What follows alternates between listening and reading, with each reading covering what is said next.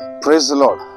அருள்நாதர் இயேசு கிறிஸ்துவின் நாமத்தில் உங்களுக்கு என் அன்பின் நல்வாழ்த்துக்களை நான் தெரிவித்துக் கொள்கிறேன்.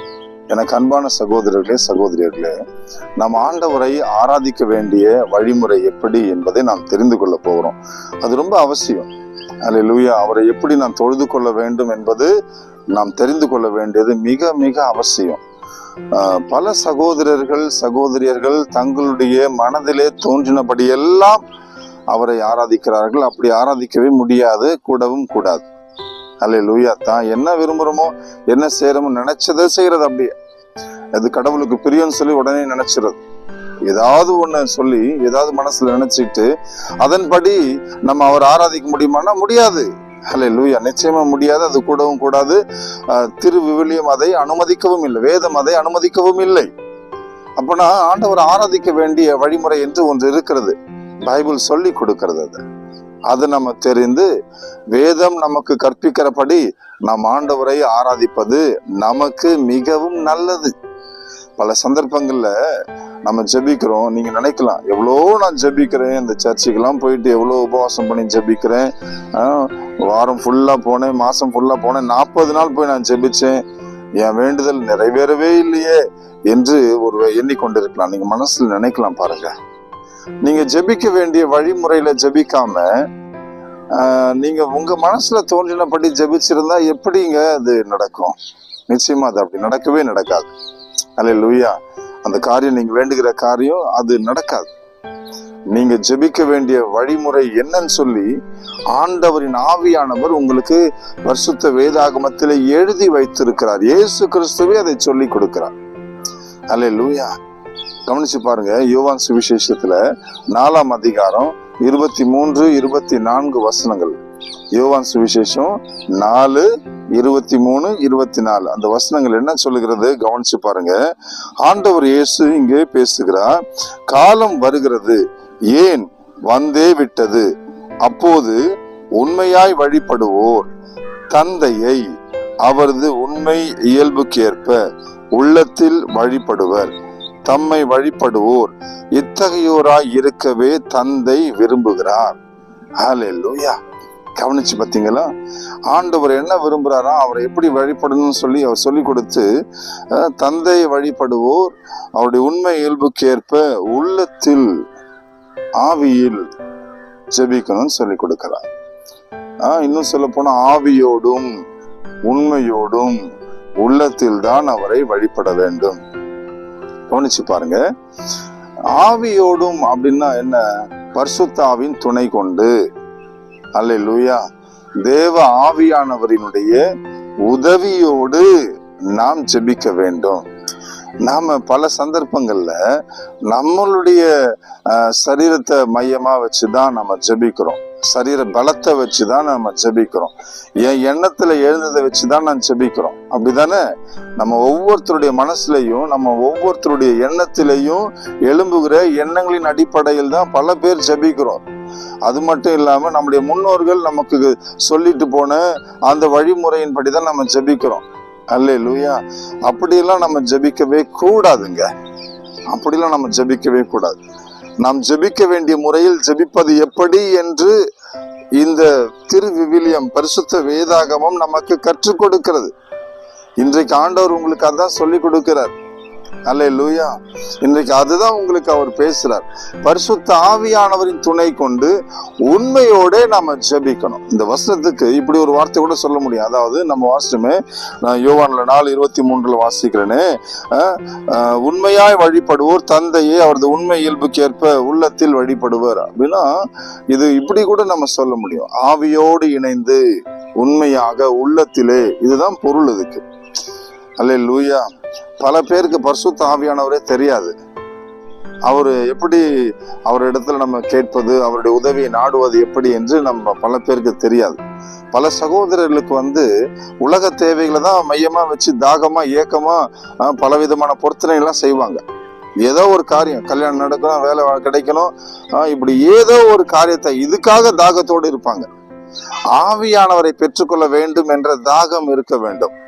அவரோடு இணைந்து நாம் ஜெபிக்க வேண்டும் என்கிற ஒரு தாகம் இருக்க வேண்டும். அப்படி யாருக்கு தாகம் இருக்கிறதோ அந்த தாகத்தை உடையவர்களுக்கு ஆண்டவர் தன்னுடைய ஆவியை கொடுக்கிறார். Praise the Lord. பரிசுத்த ஆவியை ஒரு மனுஷன் பெற்றுக்கிட்டான்னா, பரிசுத்த ஆவியை பெற்றுக்கொண்ட பிறகு அவனுடைய ஜெப முறை, வாழ்க்கை முறை வித்தியாசமாக இருக்கும், பரிசுத்தமா இருக்கும். அல்லேலூயா. ஆவியோடும் உண்மையோடும் ஜெபிக்கிறது, பரிசுத்த ஆவியில நிறைஞ்சு ஜெபிப்பாங்க. அல்லேலூயா. தன் சரீரத்தின் சொந்த பலத்துல முழங்கால நின்று ஜெபிக்கணும்னு நினைக்கிறவங்க 5 நிமிஷம் ஜெபிப்பாங்க, அதுக்கு மேல ஜெபிக்க முடியாது. வார்த்தைங்க வராது, என்ன சொல்றதுன்னே தெரியாது. அல்லேலூயா. ஏன்னா சரீரத்திற்கு நம்முடைய ஆத்மாவின் காரியங்கள், பாரங்கள் என்னன்னு தெரியாது, தேவ சித்தம் என்னங்கிறது தெரியாது. தந்தைக்குள்ளும் இயேசு கிறிஸ்துவுக்குள்ளும் இருந்து வருகிற ஆவியானவருக்கு தான் எல்லாமே தெரியும். தந்தைக்குள்ள என்ன, பிதாவிற்குள்ள என்ன இருக்கிறது, இயேசு கிறிஸ்துக்குள்ள என்ன இருக்கிறது, என் ஆத்மாவிற்குள்ள, நம்முடைய ஆத்மத்திற்குள்ள என்ன இருக்கிறது என்பதை பரிசுத்த ஆவியானவர் தான் அறிந்திருக்கிறார். ஆகவேதான் அவருடைய உதவி நமக்கு வேண்டும். Praise the Lord. அவருடைய உதவியை கொண்டுதான் நம்ம ஜெபிக்கணும். அது மட்டும் இல்லாம இங்க நம்ம வாசிச்சோமே யோவான்ல 4:24 ஆண்டவர் இயேசு கிறிஸ்து சொல்லுகிறார், கடவுள் உருவமற்றவர், அவரை வழிபடுவோர் அவரது உண்மை இயல்புக்கேற்ப உள்ளத்தில் தான் வழிபட வேண்டும். அல்லேலூயா. கடவுள் உருவமற்றவர், தெளிவா இங்க இயேசு கிறிஸ்து சொல்லுகிறார். கடவுள் உருவமற்றவர், உருவமற்றவர். அல்லேலூயா. அன்பான சகோதரர்களே, சகோதரியர்களே, பல வீடுகள்ல, பல நம்ம சர்ச்சுங்கெல்லாம் போனீங்கன்னா நம்ம சகோதரர்கள் ஜெபிக்கிறது பார்த்தீங்கன்னா ஏதாவது ஒரு போட்டோ வேணும் அவங்களுக்கு. அந்த போட்டோவை பார்த்து, இயேசு கிறிஸ்துடைய போட்டோவை பார்த்து ஏதோ ஒரு போட்டோ வேணும், ஏதோ ஒரு சிலை வேணும். அப்பதான் அவங்க என்ன சொல்றாங்கன்னா, அந்த போட்டோவை பார்த்தாதான் என் உள்ளத்துல நான் ஆண்டவரை ஜெபிக்க முடியுதுன்னு சொல்றாங்க. போட்டோவை பார்த்தாதான் அப்படின்றாங்க. Praise the Lord. போட்டோவை பார்த்தாதான் இல்ல, அது அனுமதிக்கல. ஆண்டவர் கடவுள் சொல்றாரு, கடவுள் உருவமற்றவர், உங்கள் தந்தை உருவமற்றவர். Praise the Lord. அவர் உருவமற்றவரா இருக்கிறதுனால அவருடைய உண்மை இயல்புக்கேற்ப உள்ளத்தில் தான் வழிபட வேண்டும் என்று சொல்லுகிறார். சரி, இப்போ கடவுளுடைய இயல்பு என்ன, அதை காண முடியுமா என்றால் காணவே முடியாது. அவருடைய மகிமை காண முடியுமா? முடியாது. அவருடைய வல்லமை பார்க்க முடியுமா? பார்க்க முடியாது. அவருடைய மகத்துவத்தை பார்க்க முடியுமா? பார்க்க முடியாது. அவருடைய இயல்பை பார்க்க முடியுமா? பார்க்க முடியாது. இதெல்லாம் காண முடியாததாக இருந்த அந்த இயல்பு, மகிமை, மகத்துவம், வல்லமை, அந்த வார்த்தை, இதுதான் என்னாச்சுன்னா காலம் நிறைவேறின பொழுது மனித உருவிலே நமது மத்தியிலே இயேசு கிறிஸ்துவாக அவர் பிறந்தார். ஹல்லேலூயா. இயேசு கிறிஸ்து என்கிற நாமத்திலே, இம்மானுவேல் என்கிற பெயரிலே நமது மத்தியிலே பிறந்தார். இதுதான் நம்ம எபிரேயர் புத்தகத்துல 1 அதிகாரத்துல 3வது வசனத்துல வாசிக்கிறோம். கடவுளுடைய மாட்சிமையின் சுடரொளியாகவும் அவருடைய இயல்பின் அச்சு பதிவாகவும் விளங்கும் இவர். கவனிச்சு பாருங்க, இயேசு யார் என்று பைபிள் சொல்கிறது. கடவுளுடைய மாட்சிமையின் சுடரொளி, அவருடைய இயல்பின் அச்சு பதிவு என்று சொல்கிறது. அது மட்டுமல்ல, கொலோசியர் 1:15 சொல்கிறது, அவர் கற்புலனாகாத கடவுளுடைய சாயல் என்று சொல்கிறது. கடவுள் உருவமற்றவர், கடவுளுக்கு எந்த விதமான ரூபமும் இல்லை, அவருடைய மகிமை மாட்சிமை காண முடியாது என்று வேதம் சொல்கிறது. அப்படி இருக்க அவரை ஒரு போட்டோக்குள்ள, ஒரு சிலைக்குள்ள நம்ம வைத்து அவரை ஆராதிப்பது சரியான முறையா என்றால் இல்லவே இல்லை. தவறு, அது மிகப்பெரிய தவறு. ஆகவே எனக்கு அன்பானவங்களே, நீங்க இந்த வழிமுறையிலிருந்து விலகுங்க.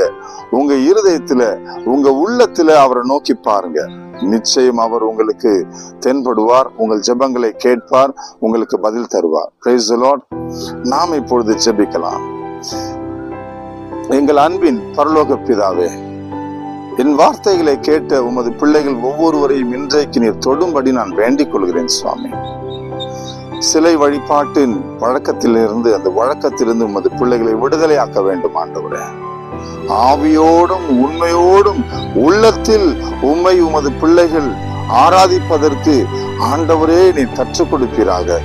பரிசுத்த ஆவியானவரே உமது மகிமை வெளிப்படுத்துவீராக. ஆண்டவராகிய இயேசுவே, எங்கள் அன்பின் தகப்பனே, இன்றைக்கு நீர் கற்றுக் கொடுத்தபடியே நானும் உமது பிள்ளைகளுக்கு சொல்லி இருக்கிறேன். என் வார்த்தைகளை கேட்ட ஒவ்வொருவருக்குள்ளும் உடைய ஜெப வாழ்க்கையில் மாற்றம் வரட்டும். மாற்றத்தோடு ஜெபிக்கிற ஒவ்வொருவருக்கும் நல்ல பதிலை இன்றைக்கு நிறுத்தாரும். இயேசுவின் நாமத்தில் பிதாவே, ஆமென். Praise the Lord. God bless you.